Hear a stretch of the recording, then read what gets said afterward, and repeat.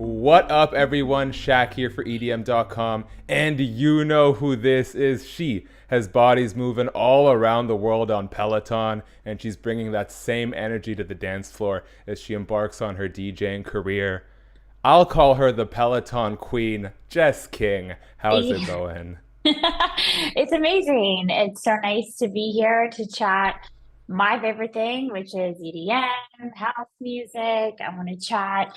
And then also my other favorite thing, which is the combination of music and movement and how they go together, the parallels of a dance floor and being in a fitness class, particularly my ride at Peloton.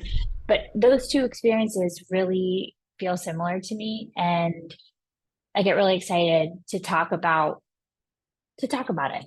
I love that. And well, let's not sell it short. I feel like that combination of music and movement is like woven into the fabric of who you are from So You Think You Can Dance to the Cirque du Soleil style productions, Peloton. And, I wouldn't describe you as like a casual EDM fan. Like you're out here teaching folks about the subgenres. And quite honestly, if we're talking about like bit for bit, you probably know more about the genres of electronic music than I do. So I'm excited to pick the expert's brain today.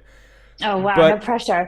no, no, no Yeah, I pressure at felt all. I felt a responsibility to educate my people. And if I have you as a captive audience on the bike, on the tread, in life, walking down the street, like I want to have an impact, right? And an intentional impact. And I was finding um that, through social media and by being on the platform for over 9 years now, that there was a huge part of our community that didn't even know what EDM stood for. And I was like, wow, because I know of the community that loves EDM, that shows up by the thousands, by the millions to support this genre of music, that there is a lot of energy here. There's a lot of people here, and there's a lot of people out there who don't know about it that would certainly resonate with the beat drop, that would certainly resonate with that four on the floor that syncs with your heart. So, like, I'm just like, oh, okay, this is going to be my mission then. I want people to know it because when you know about it, you can't help but, I mean, lots of people fall in love with it. Walk me through some of your like earliest EDM fandom. Do you remember a time in your life that sort of transformed you into this electronic dance music, a connoisseur that you are today? I've always loved music. I've always loved music that makes me want to dance, right? Being a dancer, that being my primary happy place is through movement. That when you find a song, whether it be a house track, a hip hop track, I was a contemporary dancer, so there's a lot of, that can take you lots of places, but singer songwritery, I lived there for a while. So I've always really, really loved music. Um, but there was this rave that I went to, City Fox opening party in Brooklyn, Mirage, like, I don't know, maybe 6 or 7 years ago. I don't, what is time? I'm not really sure anymore. It's, but like, let's call it like 6 years ago. And I just had this enlightening experience where I felt like there was something about being there with just a ton of strangers, everybody like having a good time, and the way people care for one another on the dance floor, the way people are just like, no, we're here to have a great time. Like it's all love, it's all fun. Get lost in the music. We'll find you if we need you. I'm like, whoa, I've been looking for this kind of escape. I've been looking for this kind of playground for myself. Um, and it was just a profound moment that just sent me down. At the same time, I was curating classes for Peloton. I mean, just back to back to back to back over and over. And I found myself, I was drawn into the way I felt in an EDM class, the way I felt in a house ride. I'm like, wow. So I I love working out to it. The two just kind of went together. So, you've kind of taken that leap that I feel like some fans want to, and, I mean, not that I was ever really serious about it. We got the deck back here. What sort Hey, of implored you to actually take that next step and start performing? as a DJ. Yeah. Yeah. Well, what really was the kick in the pants ultimately was my wife. And she was like, listen, I have a show because she's a musician, singer, and was like, we need a DJ and I'm putting you on the flyer. It's happening like now. So that was like the thing that got me officially out there. But I've actually been thinking a lot about this question, like, what is it? And ultimately, it comes down to control.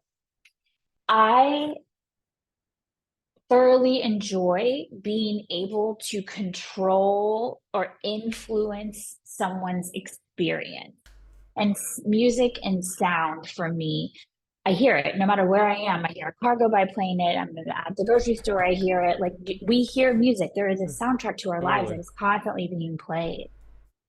And I'm always the one in the back seat that's like, give me the aux cord. Like, what's the hookup? Like, I Mm. want to control the music. I want to be.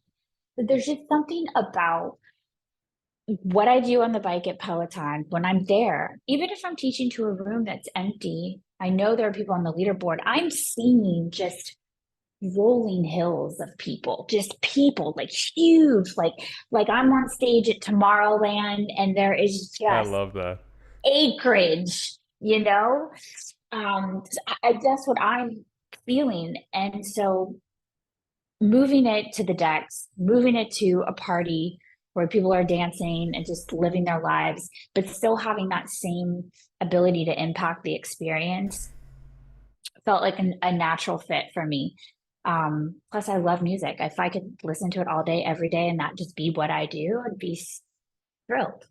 So, how did it feel to have that recent performance in Brooklyn and no longer have to imagine the rolling hills and actually see the crowd there in front of you? It was interesting because, I mean, amazing, right? I had moments of just like, holy shit, like, what? This feels so right. It feels so good. I felt calm, just felt so good. But what I found interesting is that being a dancer now at Peloton, I've used my body as a means of the performance, right? At any given time, whether I'm dancing and I'm communicating with my movement or I'm taking you through like an intervals class or like kicking your ass in a workout. This was the first time that I was able to be just cerebral, like not out here in my body, but in here in my head and in just like within and like communicate that through the sound. Um, it's a shift in how I show up on stage, and it was really exciting. Are we thinking, sorry, excuse me, you were at Coachella and I got to see you backstage just hanging out back there with LB Giobbi. What Uh-huh. did that sort of scene do to sort of whet the appetite for taking this DJing thing further? Um, it was definitely a lot of fun, of course. I've always, you know, I'm watching the whole time, like, what are they doing? I'm so new and I have the beginner's mind entirely where I'm just like, I'm gonna suck at this for a while. It's okay. Like, I just really look up to her. I really look up to Gorgon City. I really look up to a lot of the people I've now become friends with, which is mind blowing. But I I really I know that I have people out there who get it, who get what I'm doing, who vibe with me. It resonates. You hear what I'm saying on the bike. You you get it. I want to throw a party for those people. Hmm. You know, like it's cool, Coachella, a bunch of strangers, cool, whatever. But like the people who are going to walk in and understand, and I know that would develop over time as well, but understand, like, get fucking ready, start to finish. This is a journey I'm taking you on. And I want to get to the point where my audience, where they actually understand what I'm saying through the music, where Totally. they're listening. You get that, right? I get it. I got you. I'm Yeah. all about the storytelling. You don't have to tell Yeah, me. exactly. Yeah, yeah, yeah. Okay. My favorite kind of EDM is theater. You know, I like the visuals. I like the lights. I like how it all comes together into this one sort of package of an experience. We're on the same page. I'm very excited for you. You know, one time I was doing some social media while Vini Vici was on stage, and as a joke, I'm like, "Hey, can I push one button just to say that I performed?" And they said yes, and then I was terrified that I would like shut down the building somehow, so I backed out. But there goes my one chance. So maybe Ah. next time I'll push a button. Maybe if you're ever performing in Vancouver, Canada, you'll let me push one button, twist an equalizer a little bit. So. As long as you know what it does, because at this point, So, I I'll like let you I point it turned out. them. Yeah, I'm just getting to the point now where I'm starting to play with like filters and sweeps and stuff, and I'm like, this is a whole nother. It's a whole nother puzzle piece. Totally. I really want to be good at it. I really do. Well, if past is prologue, I think you've shown to be pretty successful when you put your mind to something. So, is the Yeah, interest strictly in performing, or is like producing music something you also want to, one thing at a time, but is that something you want to explore down the line? I'm absolutely putting that out there.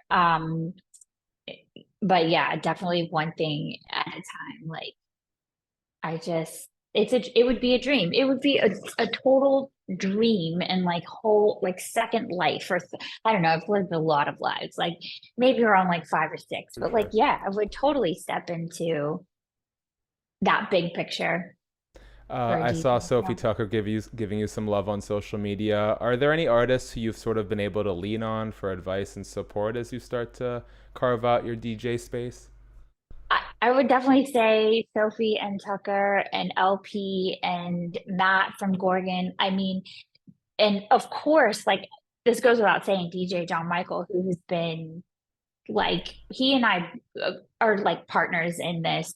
Uh, we text each other constantly every day. Like this new track, did you hear this? Did you hear this drop? Oh my god, I could live in this song. What do you think of this lyric? This remix? This. We're constantly in there. We're going to shows together, and he really did help me so much to just figure it all out. So I have to give him a lot of love, and um I see us partnering, going back to back, like taking the show on the road kind of thing. Hey, For sure. I'm not to the point yet where like I don't even know what questions I want to ask yet. I just want to like get the time, just do gigs, like get to a point where I have something to bring to a conversation. for sure. Right. Yeah. Well, as we begin to wrap up here, because you've been so gracious with your time, it is Pride Month. I know you and your partner, Sophia, are expecting a beautiful daughter, if I'm not mistaken, this summer, your second baby. Yeah. It's a conversation I've had with various artists on the LGBTQ plus spectrum about sort of their role in this space. I find sometimes people really want to take up that role of being an advocate and promoting for a better tomorrow. And then there are some artists who are like, you know what, this is just who I am. And sometimes it feels like that label of advocate is sort of forced on me when I just kind of want to live my life. For you, what sort of role do you feel like you have or do you want to have when it comes to sort of bringing up the LGBTQ plus community? I think where I've landed with it, because this is a really poignant question, believe it or Mm, not, is showing up for my life in her fullness and fullest expression and in joy and in love and sharing that publicly, honestly, with the people around us is important. It's important for people to see that you can have a gay or queer experience in life and it be beautiful and joyful and well received. And I think for that reason, it's important for me to take a take a stand, take a have presence in the world and be an advocate. But the thing that oftentimes she and I talk about this that we struggle with is that we are so much more than being gay. Like, totally. and so it's challenging for us sometimes when we're recognized for being gay as opposed to for all the other things that we do all day, every day that we're working so hard um, to accomplish and to create. So it's interesting. It's an Totally. interesting landscape. I do know the impact I have had on so many of our LGBTQ plus members at Peloton and how profound that has been. whether I'm championing them for them to come out, giving them one of the only safe spaces in their lives where they can just feel whatever, weird, queer, doesn't matter. And that's really special to me. So it's all of that. It's all of that.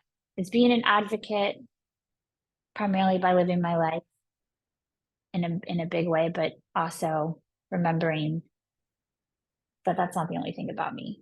Totally. And I'm sorry to sort of bring down the mood, but there was a very tragic incident that happened in our EDM community over the weekend at Beyond Wonderland at the Gorge Amphitheater. I was actually in the concert at the time. I didn't witness anything of the sort, but the feeling sort of rang through. We lost two members of our community, Brandy Escamilla, 29, Jocelyn Ruiz, 26. They were engaged to be married, both nurses. I was just wondering if you could share some thoughts when you heard the news. I think it's the similar thought anytime you hear the news lately. Of course, these spaces have been created for people to be safe and free to just enjoy and forget about the dangers of our lives for a moment, to just kind of go into this little bubble and play, play, play, play, play. So it's quite shocking. Obviously, it's heartbreaking and devastating. And my hearts really go out to them, to the whole community, because it's quite traumatic to experience. It's not just those two that were deeply impacted, Totally. right? It was felt throughout the community, both people there and not there. So there is just this general sense of like this gut feeling anytime you hear a headline, whether it's at a festival, a nightclub, a school, any of it. It's all hard. Certainly, and thank you for speaking on it. And obviously, I don't want to downplay about what happened, but you have been so generous and candid with your time today that I would like to sort of uh, have a little bit of fun with our electronic scene to finish up. So I was hoping I could just run you through some rapid fire, pick your brain about EDM music, if that's okay. Oh my God. Yes. Okay, let's Let's do do it. it. Okay, so what is the best electronic song for raising that heart rate? I know you said rapid fire and I totally froze. That's okay. Electronic song in general could be like EDM trap, could Sure, sure. be Listen. I'm not a judge here. There's no rules. Whatever comes to your mind is sufficient for me. I do you want to title an artist? Either or. Oh What's man, speaking you're to you? gonna send me right now. Okay. You know what song I actually can't get enough of is Sam Smith, Kim Petras, Unholy, the Disclosure remix. Good choice. Very good choice. That one gets me. Okay. Yes. Okay, what's the song that gets you in your feelings the most? When you're having a down day or you just need a good cry. Changes often, but Rufus always gets me there. Underwater or Inner Bloom. Okay. This might be the same answer as your first one, but what's the song that gets you dancing no matter how tired you are? Mm, I would say MK Chemical. I mean, if I hear music, I'm gonna move. Doesn't Well, really it's matter yeah, I how guess. tired I am, but Chemical will put me in a good mood. Okay. This doesn't have to Mhm. exclusively be EDM because I know that a lot of EDM music is devoid of vocals. But what's a song that you know every word from start to finish and you just got to belt out? Oh, I would say Gorgon City. Enough, done enough. Wait, Um, is that the name of the track? Enough. what's I know sometimes it's like one word off from the chorus. What is this is a little off the EDM stuff. What's the craziest thing you've witnessed during the Cirque du Soleil production that you were a part of, either in performance or training? That's a good question. I had a costume change underwater What? Yeah, yeah. So the show was in a pool, in a 30-foot pool, and we would exit through the pool. It had tunnels. Um, and as part of the lead role, you go under and you wait with scuba divers for like 10 minutes. They set the water on fire, and then you rise up and fly out 90 feet in the sky. While you're down there, there's a costume change. So it's wild. I am a Cirque fanatic. Any whether it's actual Cirque du Soleil, anything from the creator, I just can't get enough. Nor can I get enough of doing this interview. But you've already been so great with your time. I want to let you go, Jess. So I'm going to do my part very quickly. Leave you with the last word. Friends, thanks so much for checking out the video. If you're still here, please subscribe, tap the notification bell, thumbs up. Let us know in the comment section what's the song that has you dancing no matter how tired you are after that Peloton session. What song gets you in your feels the most? Full feature with Jess King, written, edm.com. Go check it out if you want more. Jess, if there's anything you want to let the people know, the floor is yours. I'm just grateful to be able to step into this new space and be received with so much love. And I'm very motivated to be exceptional at this and have the best time doing it and create experiences for people on the dance floor like I do on the bike, and literally just keep the party going. So yeah, stay tuned.